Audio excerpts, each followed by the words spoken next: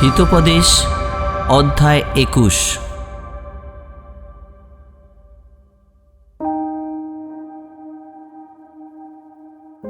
সদাপ্রভুর হস্তে রাজার চিত্ত জলপ্রণালীর ন্যায়। তিনি যে দিকে ইচ্ছা সেই দিকে তাহা ফিরান। মানুষের সকল পথই নিজের দৃষ্টিতে সরল, কিন্তু সদাপ্রভু হৃদয় সকল তোল করেন। ধার্মিকতা ও ন্যায়ের অনুষ্ঠান সদাপ্রভুর কাছে বলিদান অপেক্ষা গ্রাহ্য। উচ্চ দৃষ্টি ও গর্বিত মন দুষ্টদের সেই প্রদীপ পাপময়।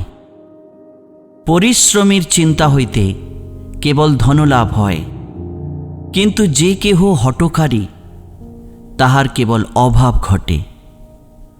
মিথ্যাবাদী জিহ্বা দ্বারা যে ধনকোষ লাভ তাহা চপল বাষ্পবৎ। তদন্বেষীরা মৃত্যুর অন্বেষী। দুষ্টগণের দুর্জনতা তাহাদিগকে উড়াইয়া দেয়, কেননা তাহারা ন্যায়াচরণ করিতে অসম্মত। দোষ ভারাক্রান্ত লোকের পথ অতীব বক্র, কিন্তু বিশুদ্ধ লোকের কর্ম সরল। বরং ছাদের কোণে বাস করা ভালো, তবু বিবাদিনী স্ত্রীর সহিত প্রশস্ত বাটিতে বাস করা ভালো নয়। দুষ্টের প্রাণ অনিষ্টের আকাঙ্ক্ষী, তাহার দৃষ্টিতে তাহার প্রতিবাসী দয়া পায় না। নিন্দককে দণ্ড দিলে অবোধ বুদ্ধিমান হয়, বুদ্ধিমানকে বুঝাইয়া দিলে সে জ্ঞান গ্রহণ করে। যিনি ধর্মময়, যিনি দুষ্টদের কুলের বিষয় বিবেচনা করেন, তিনি দুষ্টদিগকে পাড়িয়া ফেলিয়া বিনাশ করেন। যে দরিদ্রের ক্রন্দনে কর্ণ রোধ করে, সে আপনি ডাকিবে কিন্তু উত্তর পাইবে না। গুপ্ত দান শান্ত করে ক্রোধ, আর বক্ষস্থলে দত্ত উপঢৌকন শান্ত করে প্রচণ্ড ক্রোধ। ন্যায়াচরণ ধার্মিকের পক্ষে আনন্দ, কিন্তু অধর্মাচারীদের পক্ষে তাহা সর্বনাশ।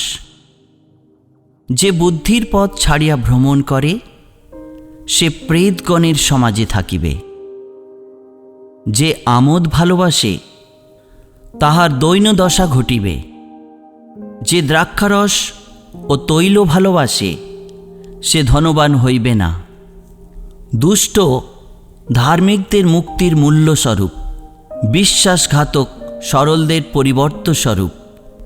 বরং নির্জন ভূমিতে বাস করা ভালো, তবু বিবাদিনী ও কোপনা স্ত্রীর সঙ্গে বাস করা ভালো নয়।